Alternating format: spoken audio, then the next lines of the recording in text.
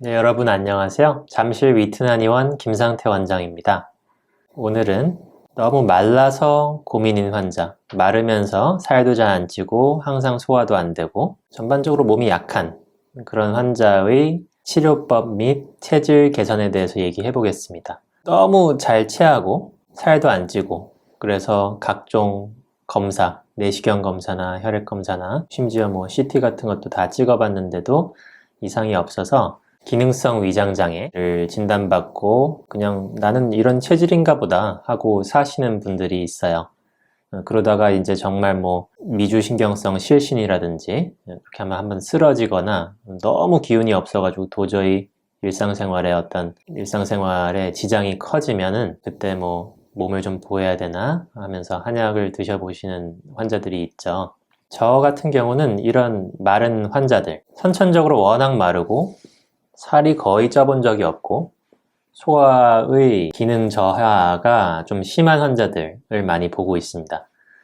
이런 환자들을 제가 많이 보고 치료에 대한 노하우를 얻게 된 어떤 계기나 과정은 저 스스로가 저보다 더 마른 사람을 찾기 어려울 정도로 말랐었기 때문입니다. 군대 입대 때문에 신체 검사를 받았던 게 한국 나이로 20살 때 2002년인데요. 당시에 178cm에는 지금이랑 같았는데 48kg였습니다. 극단적인 저체중이었죠.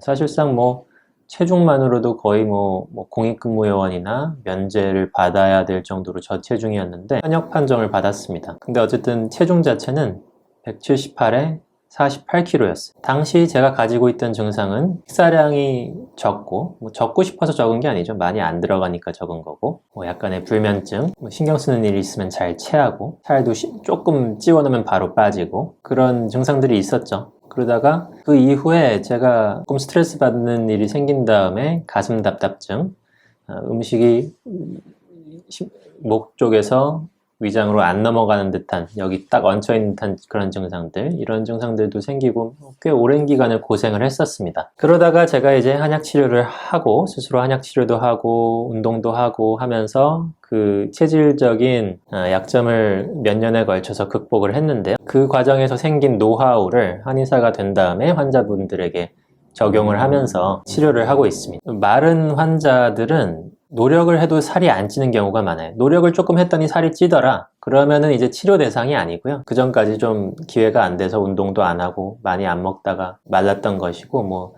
성장을 하면서 운동을 하거나 조금 많이 먹어주니까는 살이 찐 경우, 이런 경우는 사실 제가 치료하는 대상의 환자가 아닙니다. 제가 치료하는 대상은 많이 먹으려고 노력해도 먹어지지가 않고 아니면 억지로 많이 먹으면 배탈이 나서 오히려 설사를 하거나 체해서 살이 빠져버리고 아니면 억지로 이제 웨이트 트레이닝이나 이런 걸 해서 근육을 키우려고 하다가 오히려 가슴 답답증이 온다든지 하면서 몸이 불편해지는 경우를 말합니다. 이 원인이 무엇일까요? 이렇게 먹어도 살이 안 찌거나 많이 먹을 수조차 없는 사람들, 아니면 웨이트 트레이닝을 해서 근육을 키우면 보통 사람들은 몸이 커지는데 전혀 근육이 잘 붙지 않고 오히려 가슴이 답답하거나 부작용을 호소하는 분들의 원인은 기본적으로 심폐기능이 약하기 때문입니다. 심폐기능. 제가 코로나 백신 후유증에 대해서 언급한 동영상에서도 심폐기능과 소화기능의 연관성에 대해서 얘기를 했었는데요. 우리가 먹은 것을 소화하는 데는 산소 에너지가 굉장히 중요합니다. 그래서 강심장이고 심폐기능이 아주 튼튼한 사람들은 먹은 것을 밥을 3공기, 4공기를 먹어도 예를 들면 씨름 선수들이나 그런 사람들은 3, 4공기 먹어도 3, 4공기가 뭡니까? 한 7, 8공기를 먹어도 다 소화를 시킬 수 있습니다. 아주 폭발적인 힘을 낼 수 있는 그런 힘이 그 사람의 어떤 강한 심폐기능에서 오기 때문이죠. 운동선수들 대부분 잘 먹잖아요. 근데 선천적으로 마르고 맨날 소화 안 되고 이런 사람들은 위장 자체의 문제보다도 심폐기능이 약해서 그런 증상이 오는 경우가 훨씬 많습니다. 그래서 심폐기능이 약하기 때문에 웨이트 트레이닝을 해도 부작용이 오기 쉬워요. 왜냐면 웨이트 트레이닝이라는 거는 무산소 운동이잖아요. 그죠? 무산소 운동이라는 거는 심폐가 호흡해둔 산소를 딱 비축해 놓은 다음에 힘을 쓸 때 하면서 끙 하면서 숨을 안 쉬고 미리 흡입해둔 산소를 가지고 하는 운동을 무산소 운동이라고 하는데, 타고난 심폐기능이 약하기 때문에 산소를 그렇게 폭발적으로 짧은 시간에 쓸 수 있는 힘이 안 됩니다. 그래서 엄청 마른 사람이 웨이트 한다고 막 무리하다가 오히려 가슴이 엄청 답답해지고 숨이 잘 깊게 안 들어가고 소화 능력 더 떨어지고 이런 경우도 많습니다. 선천적으로 정말 마르고 이것 때문에 장기간 고생하고 이런 환자들은 일단은 치료를 받아야 되는데, 어떤 치료를 받아야 되냐면 어떤 심장의 긴장을 풀어주고 폐의 산소 대사 능력을 키워주는 그런 치료를 먼저 받아야 됩니다. 그래서 심폐기능을 좀 살려놓은 다음에 웨이트를 하거나 근육 운동을 하거나 하면 그때부터는 살이 잘 찝니다. 선천적인 마른 몸 환자들은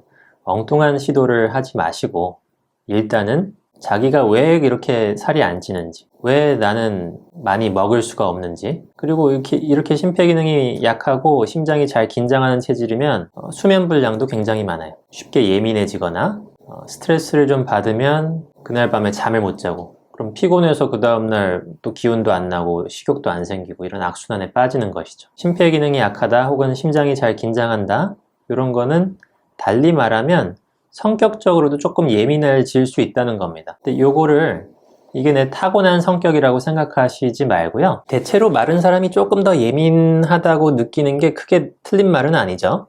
그런데 그게 타고난 성격이 그런 게 아니고 심장이 조금 더 약하고 조금 더 긴장을 잘하고 그러기 때문에 그런 어떤 긴장감이 성격적으로 표출이 되는 것 뿐입니다. 치료를 하고 심장을 튼튼히 하고 심장의 긴장을 풀어주고 심폐기능을 원활히 하면은 사실 성격도 바뀌게 됩니다. 좀 더 원만하고 여유 있고 느긋해지는 그런 계기가 되죠. 그런 치료가. 마르다는 것 자체는 병이 아닙니다. 그죠? 근데 좀 저체중이 좀 심하고 그게 장기간 지속됐을 때는 결과적으로는 이게 신체 기능에 만성적인 저하를 가져오게 돼요. 그래서 10대, 20대 때 마른 거는 그때의 어떤 젊음과 그때의 체력으로 버틸 수 있는데, 그게 점점 지속되면서 20대 후반, 30대 초반 이렇게 갈수록 그 마른 몸 가지고 신체 기능을 유지하기가 어려워지면서 기능의 저하가 뒤따르게 됩니다. 그래서 이런 마른 몸은 결과적으로는 이제 삶의 질을 굉장히 떨어뜨리고요. 치료의 대상이라고 봐야 합니다. 저 같은 경우도 이제 극도의 저체중이었죠. 극도의 저체중이고 저보다 마른 사람을 찾아보기 어려울 정도로 심했는데, 그것을 극복한 저만의 어떤 스토리와 노하우, 그 다음에 실제로 다년간 치료하면서 생긴 어떤 치료 경험, 이런 것들을 이제 환자분들한테 최대한 공유해드리고 치료에 접목을 시키고 있습니다. 내가 정말 이 마른 체질을 극복하고 싶다 하시는 분들은 치료를 받으실 것을 권하고요. 단순한 한약 치료뿐만 아니라 다양한 운동 치료법 같은 것도 알려드리니까, 대표적인 것으로 인터벌 러닝 같은 것이 있죠. 마른 사람들이 꼭 해줘야 되는 운동 중에 하나인데, 그런 운동을 포함해서 제가 직접 체조를 지도해드리거나 긴장을 풀어주는 어떤 다양한 운동법들을 가르쳐 드리고 있어요. 내가 평생 마른 체질로 고생해 왔다는 분들은 치료를 받으시는 게 맞다고 생각합니다. 잠실 위트나니온 김상태 원장이었습니다. 감사합니다.